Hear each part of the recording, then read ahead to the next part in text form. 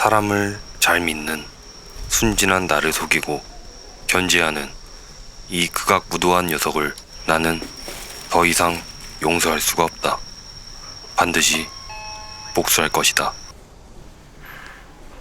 내가 할 수 있는 최대의 방법으로 복수를 하기로 마음먹었다. 복수의 방법은 간단하다. 이 극악무도한 녀석이 코를 잡지 못하도록 내가 더 열심히 타면 된다. 전형적인 한국인들은 뒤에서 오토바이 소리가 나도 절대 뒤를 돌아보지 않는다. 만약 뒤를 돌아보게 된다면 사운드 플레이를 못하는 바보 멍청이가 될 수도 있기 때문이다.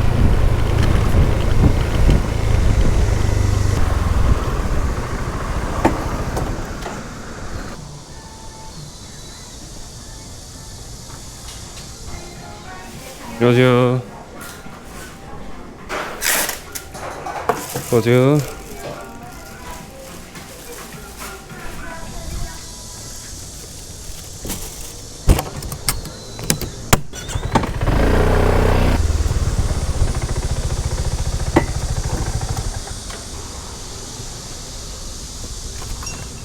안녕하세요.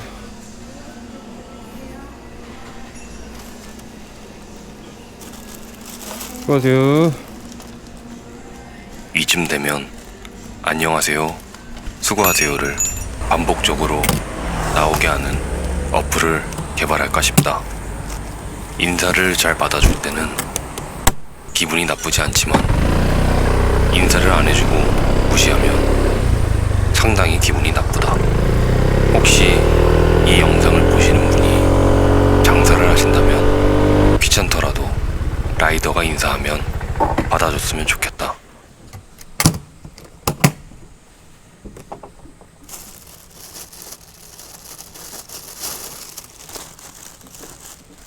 한 가지 꿀팁을 주자면 빌라, 주택 같은 경우에는 인터콤 혹은 문 기둥이나 천장, 우편함 등에 사람들이 입구 비밀번호를 써놓는 경우가 있다. 이것을 참고하면 손놈이 잠수일 때 크게 도움이 된다. 배달을 시켰을 때 손님이 전화를 잘 받고 설명란에 설명을 잘 적어주면 그게 라이더를 배려하는 것이다. 나 또한 그런 분들께는 친절하게 손님으로 모시지만 나를 배려하지 않고 잠수를 타는 손님에겐 나는 더 이상 손님으로 대하지 않기 때문에 손놈으로 칭한다.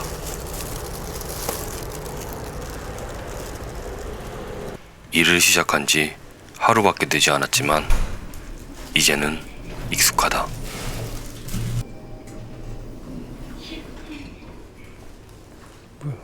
하지만 이렇게 길게 뻗은 복도식 아파트는 여전히 적응이 안 된다. 앞에서도 한번 언급한 적이 있었다. 음식이나 혹은 물건을 배달하고 난 뒤에는 항상 내가 탔던 엘리베이터로 내려가야 한다. 그렇지 않으면 길을 분명히 헤매게 될 것이고 오토바이를 찾는데 시간을 다 쓰게 된다. 나는 그 사실을 매우 잘 알고 있었기 때문에 딴 데로 나왔다. 나는 이렇게 될 걸 분명히 알고 있었지만 유튜버로서 여러분들에게 이렇게 하면 안 된다는 것을 한 번 더 확인시켜주고 보여주고 싶었다. 절대 실수가 아니다. 의도한 바다. 댓글을 보다 보니 내가 매우 빠르게 다니는 것 같다는 댓글이 꽤 보였다. 하지만 나는 댓글 하나하나에 신경 쓰며 괴로워하고 해명을 해야 하는 그런 스타일이 정확히 맞다. 그래서 촬영한 영상 중 125cc와 같이 주행하는 영상이 있어 가져와 봤다. 나는 되도록 선비주행을 하는 편이다. 혹시 이것을 보고도 빠르다고 한다면 너네 집 짜장면은 내가 다음 픽업지에 도착을 했다.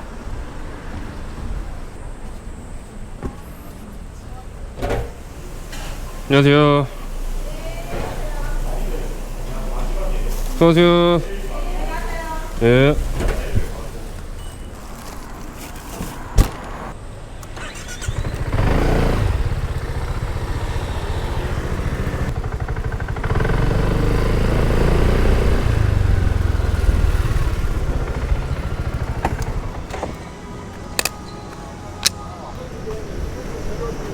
안녕하세요.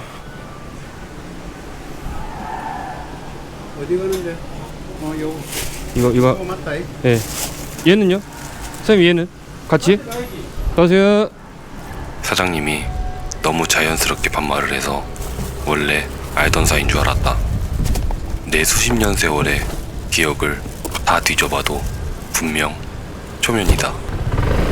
하지만 친근해서 용서해주기로 했다. 그냥 배달을 나왔을 뿐인데 바다와 도로 풍경이 너무 이쁘다.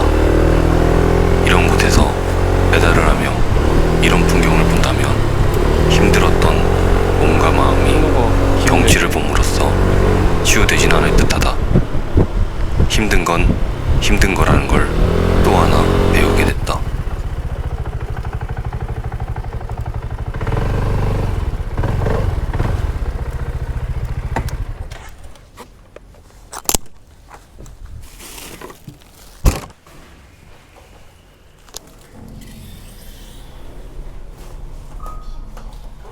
유튜브 시청자 여러분들께서는 내가 이렇게 쉽게 배달을 한다고 해서 엄청 쉬워 보일 거라 생각할 수도 있다.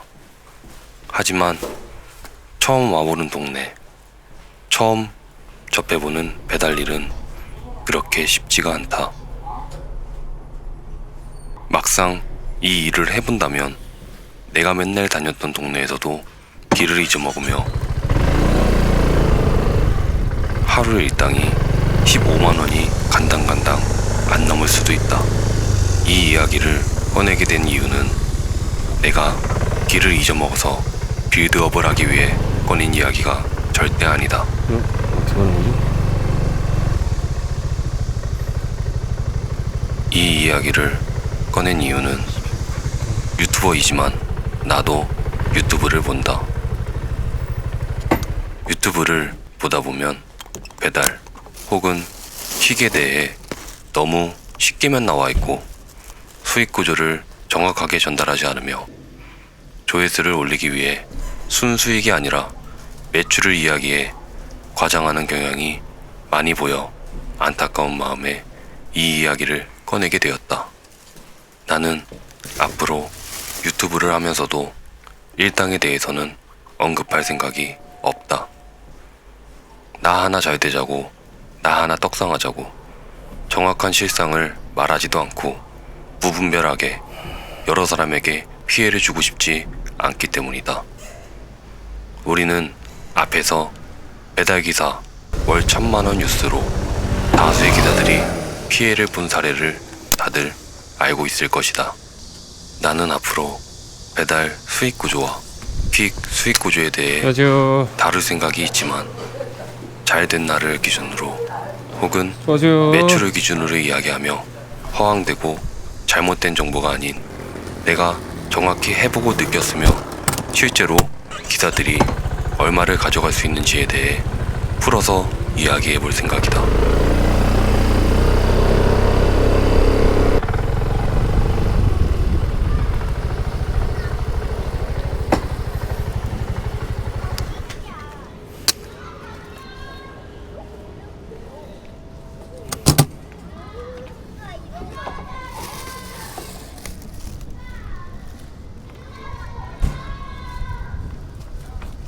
안녕하세요. 아 여기 어디 계세요? 자기 예? 그것도 시켰는데? 어떤 거요? 물에 그거 하나만 가져 주셨는데? 전화해라. 이거 안 되겠다. 아니 이게 영수증에 물에가 있잖아. 싱싱 있을 때 전화. 제가 포장하는 게 아니라서 잠시만요. 제가 혹시 안 드렸나? 없는데? 그 오토바이 괜찮아요? 예? 괜찮아요 오토바이요? 아 예. 몇 cc 이거? 350이요. 300이요? 350이요. 300 이거 존테스잖아. 아니요 SF 맥스예요. 더 자세하게 설명드리고 싶었지만 상황이 겹쳤다. 통화 중이신? 혹시 사장님 통화 중이신 거예요? 가게랑? 제가 할게요. 아 하고 계세요? 근데 이거 신차가 얼마예요? 이거 898만 원이요. 비싸게 나오네. 예, 이거 좀 비싸요. 계기판이. 사장님이 음식을 예. 하나 덜 줬다. 급하게 연락을 해야 하는데 갑자기 질문 세례를 받아 정신이 혼미해졌다. 더욱 중요한 건 난 배달기사일 뿐인데 나한테 왜 주문한 음식이 없냐고 하면 도대체 내가 뭐라고 해야 될지 모르겠다. 정신이 혼미해져 어쩔 수 없이 문이 열리는 곳 반대쪽에 서 있었다. 실수가 아니라 정신이 혼미해진 탓이다. 올라가 26층 문이 닫힙니다. 26층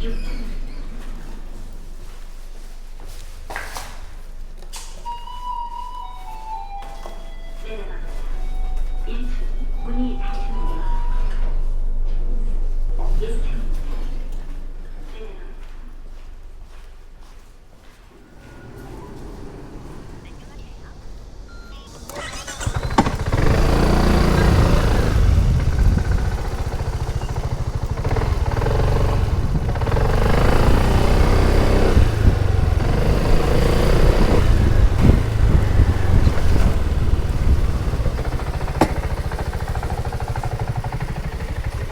안녕하세요.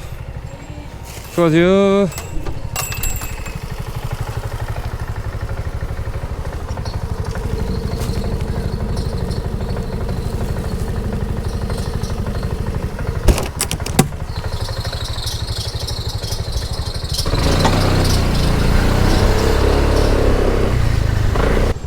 안녕하세요. 배달 좀 괜찮던가요? 예? 요번 주는 배달 괜찮던가요? 저 오늘 처음 나와가지고 제가 오늘 모르겠어요. 처음 예, 감사합니다.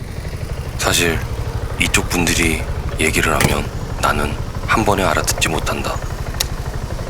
무슨 말인지 동영상으로 봐서 그때서야 이해를 한다. 그 전엔 그냥 아는 척 했을 뿐이다.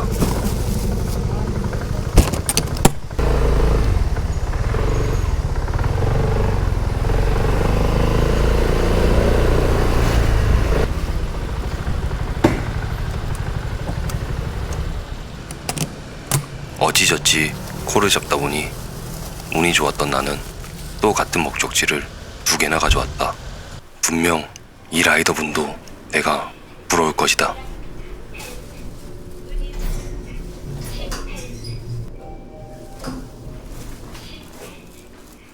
엘리베이터를 내리고 복도를 보는 순간 나는 아까 엘리베이터에 있던 라이더가 부러워졌다.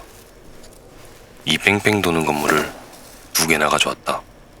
1개만 들고 왔었더라면 여기만 내려놓고 나는 1층으로 내려가면 된다. 근데 2개나 들고 와서 여기를 한 바퀴 더 돌아야 된다.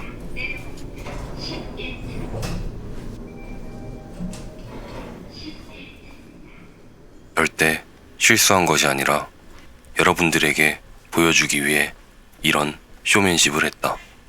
복도형 건물은 2개를 잡으면 이런 식으로 뺑뺑 돌 수가 있으니 1개만 잡고 다른 것과 엮는 게 오히려 편할 수도 있다.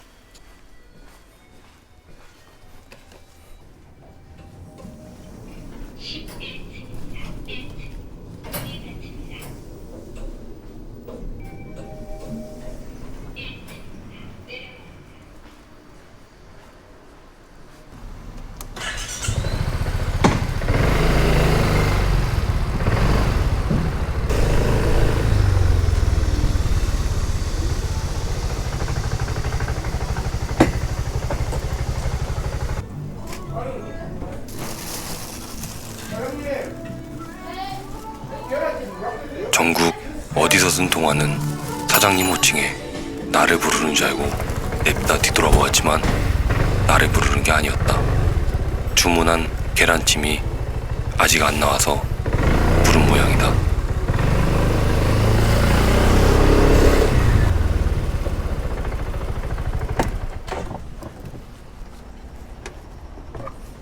안녕하세요. 어휴. 이거 놔두고 가시면 됩니다. 아, 이거 두 개 다요? 감사합니다.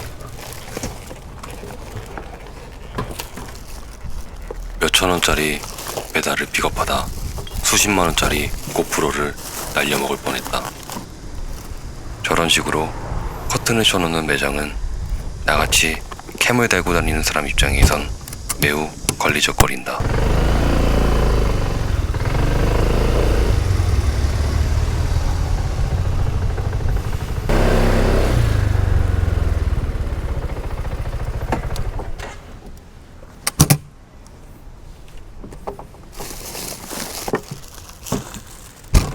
하루 종일 배달을 하느라 망가진 내 머리 스타일을 만져주었다. 아, 이쁘다. 다들 무슨 차이인지 모를 수 있지만 나에겐 엄청 신경 쓰이는 부분이다.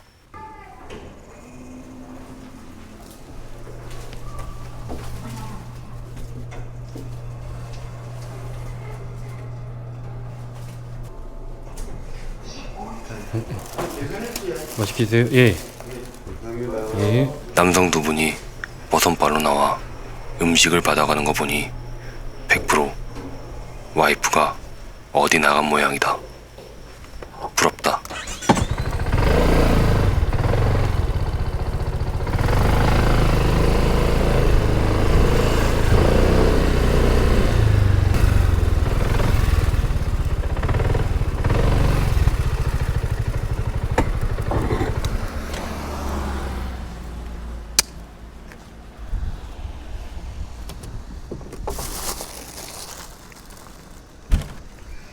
밤에는 길도 안 보이고 계단도 안 보이고 모든 게 잘 안 보이기 때문에 나 스스로 항상 조심 또 조심, 항상 조심해야 된다. 야간 배달 시에는 잠시 방심을 하는 순간 지구가 아닌 다른 곳에서 눈을 뜰 확률이 매우 높다. 사실 나 같은 베테랑이 아니라면 그 동네를 잘 알고 있든 잘 모르고 있든 안녕하세요. 야간에는 배달을 하는 것을 추천하지 않는다. 안녕하세요.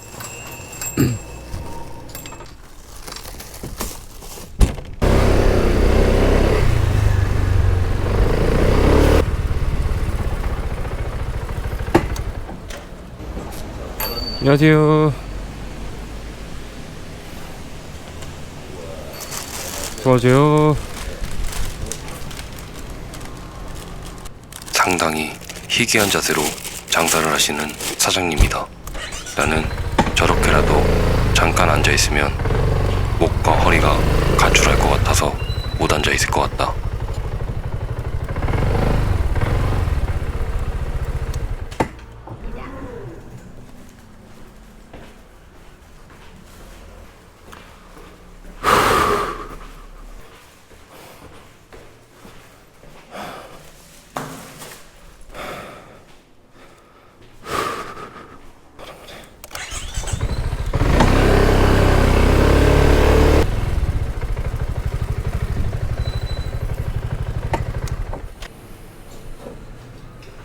안녕하세요. 맛있게 드세요. 음식을 전달해주는 그 짧은 사이에 누군가 위에서 엘리베이터를 호출했다. 이럴 땐 그냥 걸어 내려가는 게 빠르다. 그냥 집에 가려다가 마지막으로 나의 베스트 프렌드를 만나러 왔다.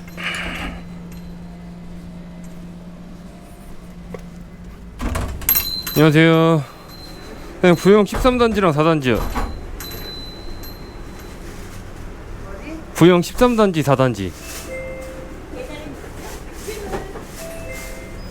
더워.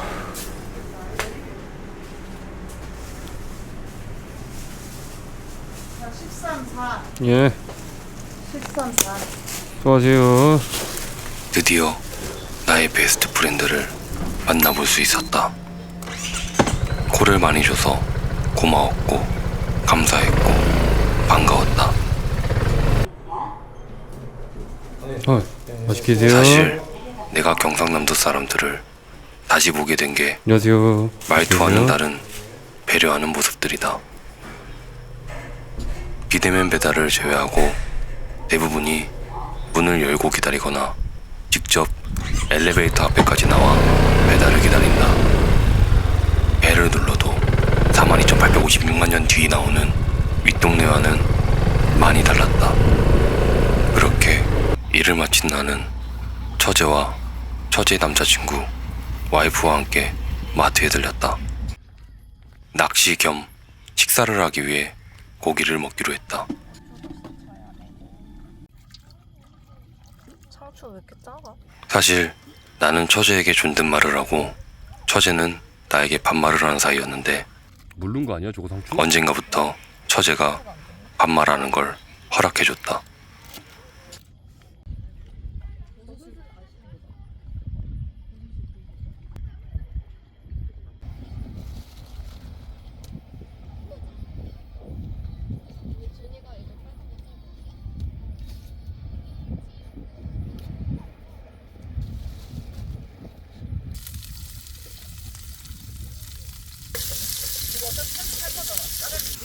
소세지.